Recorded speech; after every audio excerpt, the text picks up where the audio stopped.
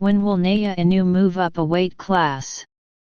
Direct interview with his father, Shingo. Part 1. What is your assessment of this match, Shingo? Inoue Shingo. Hereafter, Shingo he was able to do what he wanted to do, so I think it was a satisfying match. This may be a misleading way of putting it, but I got the impression that he was overly careful in the match. Shingo, I was wary of Dohini's punches, so I kept telling him to be careful even before the match. You always compare the strength of your opponent before a match, but how did you evaluate Dohini this time? Shingo, rather than a comparison of specific strengths, I felt that Dohini's experience was creepy. He took down the American Hope, Javsuraya Lamado, with one punch, and also overwhelmed one of Ohashi Gym's hopes, Nakajima Kazuki. He was a former world champion, so I couldn't underestimate him. I didn't want to bring in the "it'll be an easy win" vibe from the outside. I was knocked down in the first round against Neri, so I'm going back to basics and trying to focus on careful boxing this time. I wanted to make that my theme and bring Naoya in that direction. So I told Naoya at key points during practice, let's be careful. If I told him too often, he'd get annoyed and it would have the opposite effect, so I only did it when the time was right. I didn't want the people around me to think, Dohini is no match for him. I thought I couldn't let my guard down. To begin with, I don't underestimate Dohini. He's had many world title matches and is a world champion, so it's not going to be that easy against a fighter like that. Dohini has experience, so there was a creepy fear in him. He uses feints and slinks around, then suddenly, he takes you by surprise and swings a strong left from a long distance. It didn't work on Naoya, but Lamado fell right into his trap. So my theme was careful, focused, and careful. According to reports, Dohini had regained a few hundred kilograms on the day of the fight, weighing in at 66.1 kilograms, almost the equivalent of a welterweight. When you faced him in the ring, did you feel any disadvantage in terms of his size? Shingo, I definitely thought he was big in the ring. His upper body was particularly thick. However, I knew he'd be getting bigger from the start, so it wasn't anything more than I expected. If anything, I was wary of him because I thought he'd be really motivated to fight Naoya. It's true that Topalas and Neri were both at the best of their lives level when they took on the challenge. I think Dohini this time was the strongest Dohini ever. Shingo, I think so too. That's the case with all fighters who face Naoya. That's why I have to hold Naoya's reins tightly and tighten him up at each point. Naoya's strength, which allowed him to fend off all of his opponent's challenges, is truly fearsome. Shingo, that's because Naoya knows exactly what he has to do. If he underestimates him, he'll definitely suffer.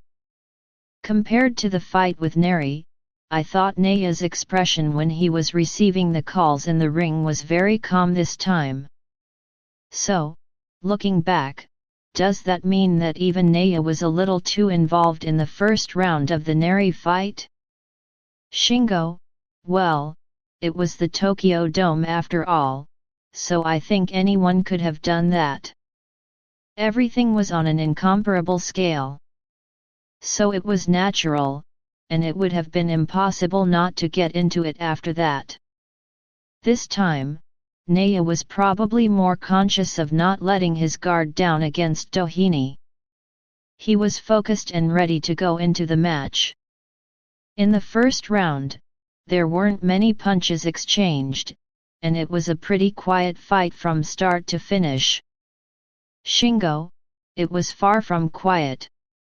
There was a lot of pressure being applied.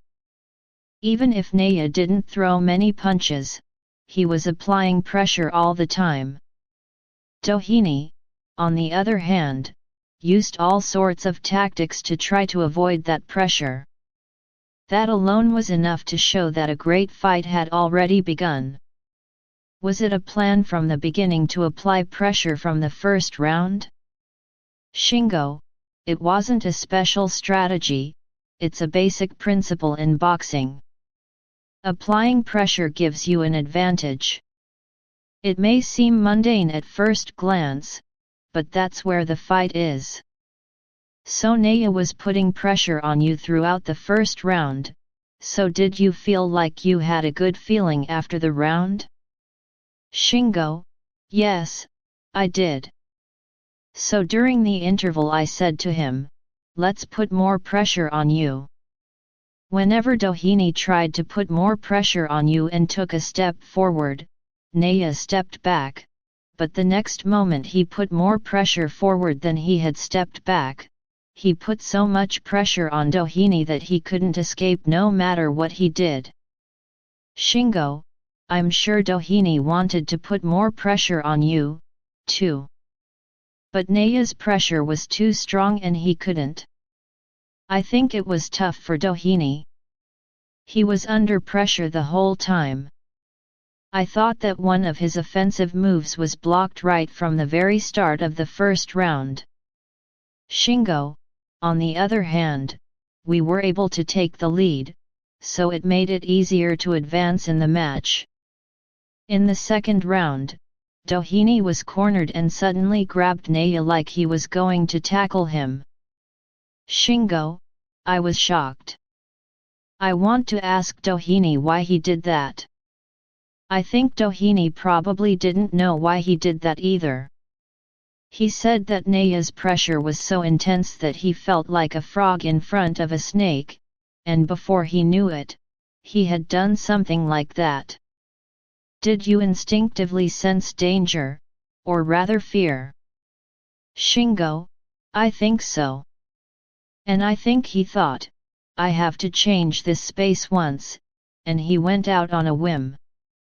Even watching from the corner, Naoya's pressure was really intense. Doheny eventually gave up because of the pain in his right hip, and I think the main reason for that was Naoya's right body straight. It pierced Doheny's right front rib and the impact was felt all the way down to his back. That punch landed for the first time in the second round. Shingo, that was amazing. He landed punches to the body, both in the middle and a left hook to the side, but I think it was that right punch that did the most damage. When you're fighting a southpaw, your opponent's body is facing you, right? That's why that straight right hit the body.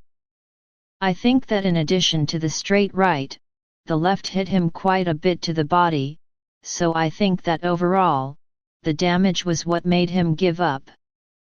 In the third and fourth rounds that followed, 2 judges each gave points to Doheny. What do you think about that? Shingo, doesn't that mean Doheny put in some effort? But Naoya was giving up, so looking back on the match, I feel like, was there a round where he lost a point? That's up to the judges to decide, so I think it can't be helped. In this match, even if you didn't go so far as to say he got hit, you could say he got touched, and it seemed like Doheny's punches were landing better than in previous matches. Shingo, I don't think so, but there were certainly some moments when I thought, if this lands cleanly, it'll be scary, in terms of timing. You have a unique angle and timing. Shingo, even if it wasn't exactly on target, there were punches you were aiming for. I watched the left punch at mid-range thinking, he's aiming for that. Naoya's pressure made it difficult for him to throw punches smoothly. Or maybe now controlled the space, so my punches just missed or were dodged by now, but for me, it was a match that I couldn't let my guard down until the end. Definitely, there was not even a moment when I thought, oh, this is okay. I told Naoya that, so he didn't lose focus for even a moment. Even if Doheny had won the third and fourth rounds, I think that was already the limit of what he could do. Shingo, I suppose so. When Naoya applies pressure so carefully and meticulously, there's nothing any opponent can do, even if it's not Doheny.